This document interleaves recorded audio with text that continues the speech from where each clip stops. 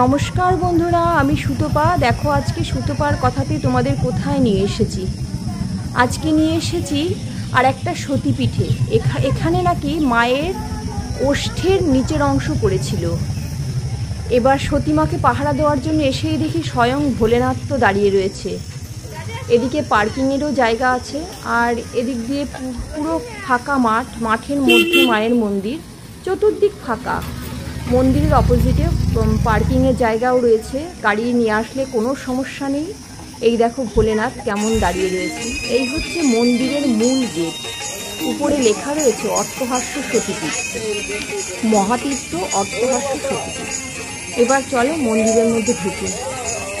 অনেকটা রাস্তা, এটা যেতে হবে অনেকটা। ওই দূরে দেখতে পাচ্ছি মন্দির, এতটা আমাদের যেতে হবে। এই মন্দিরটা পূর্ব বর্ধমান জেলার কেতুগ্রামে অবস্থিত, ঈশানী নদীর তীরে কিন্তু অবস্থিত এটা মন্দিরটা। নদী অবশ্য আমরা দেখতে পাইনি, তবে শুনলাম এটার পাশে নাকি ঈশানী নদী আছে। এই যে পুরো রাস্তাটা দেখা যেতে হবে। তবে এখানে এসে দেখি অনেক পুরনো গাছ আছে। সেই গাছে দেখো কত বড় একটা মৌচাক, পুরনো বড় বড় মোটা মোটা গাছ আছে। বেশ ভালো লাগলো কিন্তু পুরোটা হেঁটে আসতে। এই হচ্ছে মন্দিরের যে গর্ভগৃহ, সেই গর্ভগৃহের মূল গেট।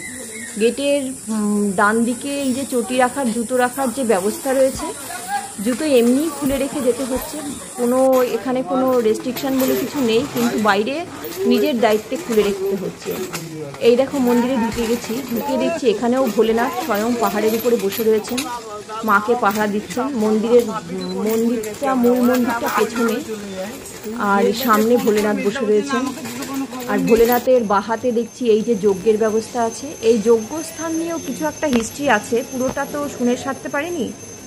যেটুকুনি টাইম ছিলাম, এই যজ্ঞের জায়গাটায় নাকি ওই এলাকার লোকের মানে ভালো করার জন্য আর কি যজ্ঞের ব্যবস্থা করা হতো। সেটা নাকি ষষ্ঠীর দিন এই যজ্ঞের আয়োজন করা হয়।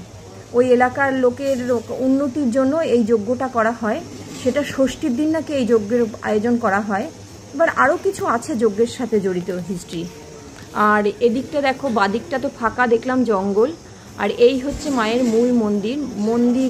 মন্দিরটা খুবই ছোট, কিন্তু এখন বাইরে দিয়ে নতুন স্ট্রাকচার তৈরি হবে বলে পুরো বাঁধা হয়েছে। বিল্ডিংটাকে নতুন করে সাজাবে সেরকমই মনে হয়। পেছনে ভেঙে চুরে যাচ্ছে না কি জানি না ঠিক, তবে এই যে দেখতে পাচ্ছি যে পুরো স্ট্রাকচার বাঁধা হয়েছে, মন্দিরটাকে ফের নতুন করে করা হবে বলে।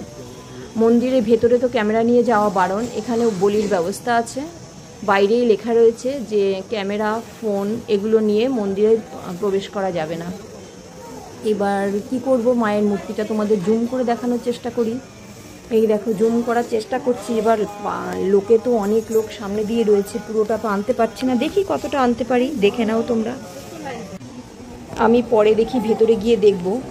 তবে এই দেখো মায়ের মূর্তিটা দেখো, জুম করার চেষ্টা করছি, ওই একটুখানি দেখানো যাচ্ছে।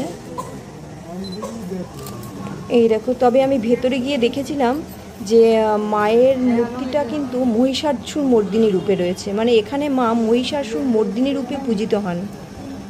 এই দেখো নিয়ে এসছি অষ্টধাতুর মূর্তি বলে।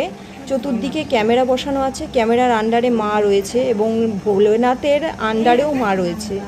মার কোনো ক্ষতি ভোলেনাথ হতে দেবেন না, সেইভাবেই ভোলেনাথ চতুর্দিকে পাহারায় বসে রয়েছে। বাদিকে একটা ছোট্ট মন্দির আছে, সেটাও তোমাদের দেখাচ্ছি।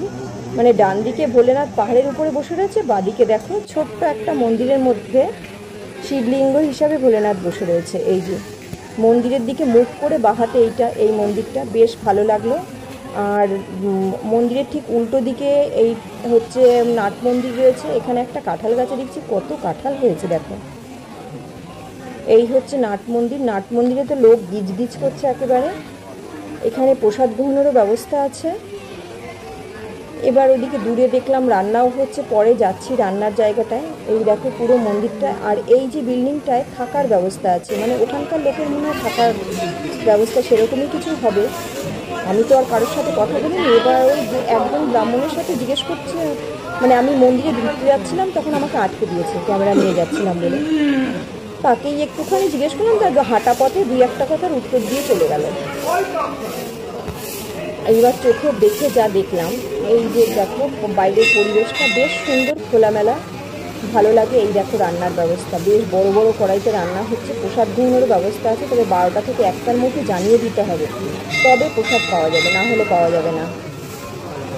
মন্দিরের গর্ভগৃহে যাওয়ার যে মূল গেট, সেই গেটের ডান দিকে একটা রাস্তা গেছে, পুরো জঙ্গল, চতুর্দিকে জঙ্গলের মধ্যে দিয়ে রাস্তা দিয়ে এগিয়ে গিয়ে দেখলাম একটা ছোট্ট মন্দির।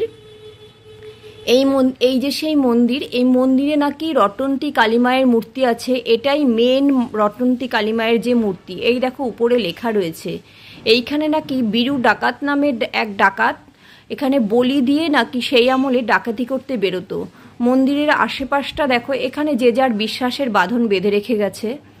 আশেপাশে পরিবেশটা একদম নির্ঝুম, লোকজন খুব কম যাতায়াত করে, একদম খুবই সুন্দর পরিবেশটা।